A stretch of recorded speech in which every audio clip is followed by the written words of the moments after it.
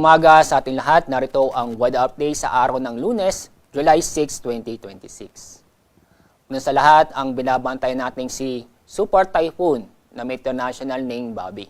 Kasalukuyan, nasa labas ito ng ating Philippine Area of Responsibility. Nasa layo itong more than 2,300 kilometers silangan ng Luzon. Ang lakas ng Super Typhoon ay umaabot lakas ng hangin ng Super Typhoon malapit sa mata nito ay umaabot sa 215 km per hour.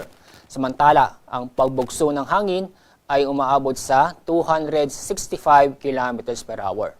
Inaasahan na ito'y kikilos west-northwest o palapit sa ating Philippine Area of Responsibility sa bilis na 15 km per hour.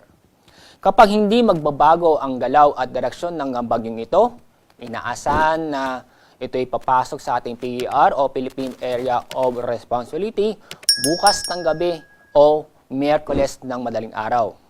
Kapag nasa loob ng ating PER, tatawagin natin siyang Inday. Mababang tsansa na mag-landfall sa ating bansa. Itong sentro o mata ng bagyo ay lalapit sa Batanes area bago mag-landfall sa Taiwan.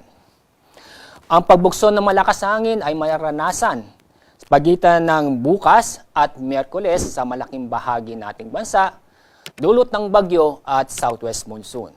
Ito namang enhanced southwest monsoon o habagat na kung saan magdadala ito ng mga kalat-kalat na pag-ulan at thunderstorm sa ating bansa, lalo-lalo na sa kalurang bahagi nito, ay mararanasan po natin sa araw ng Huwebes, July 9. Sa ibang view, inyong makikita, malayo pa ang bagyo sa ating bansa at wala pang epekto nito sa anumang bahagi ng ating bansa. Yun namang southwest monsoon ay hindi umaabot sa ating bansa. Kaya sa araw na ito, maganda at maliwalas sa panahon ang ating inaasahan, hindi lamang sa Luzon, ganun din sa Visayas at Mindanao. Inaasahan pa rin natin ang mga localized thunderstorm o yung mga biglaang buhos na ulan sa bandang hapon o sa gabi. Wala tayong gale warning o ibig sabihin wala tayong inaasang malalakas na hangin na magdudulot ng matataas na alon sa ating karagatan. Paalala sa ating mga kababayan na papalaot sa ating mga karagatan, mag-ingat pa rin tayo dahil sa mga nabubuong thunderstorm sa bandang hapon o sa gabi.